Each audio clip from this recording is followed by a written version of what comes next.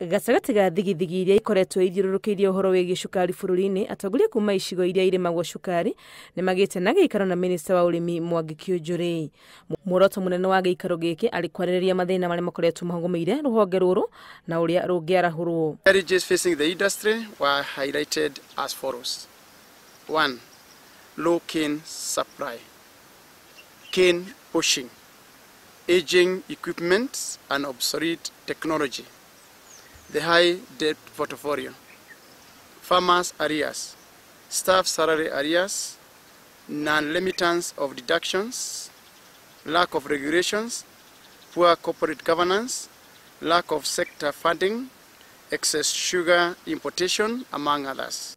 Na kuona mamwe ma mathĩna marĩa marĩ bũrũri-inĩ maumanĩte na cukari wa kuma mabũrũri ma nanja, marenda thirikari ĩkĩrĩre ngirimiti ya mabũrũri ma ngwatanĩro ya COMESA rĩrĩa cukari ũrarehwo kuma mabũrũri mangĩ.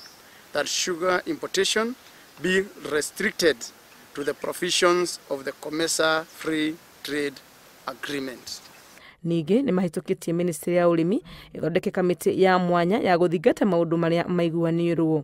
Kĩũnjũrĩ akĩhinyĩrĩria njĩra ĩrĩa tu rũhonge rwa cukari rũngĩriũka nĩ kũng'ethanĩra na mathĩna marĩa marũgũmĩire. And we hope with this agreement that we have signed today, the revival of the sugar sector will commence immediately. And I want to say that now a new era or a new dawn is beginning to be seen in the sugar industry. Ikaro gĩkĩ gĩkĩgeterere bũrũri ũkoretwo ũthiũrũrũkĩirio nĩ thigithigi ĩgiĩ cukari kuma mabũrũri ma nanja, ũmwe waguo ũkĩrĩkana wahota gũkorwo ũrĩ ũgwati. Handũ-inĩ ha Inooro TV, rĩtwa rĩakwa nĩ Wangui wa Mwangi.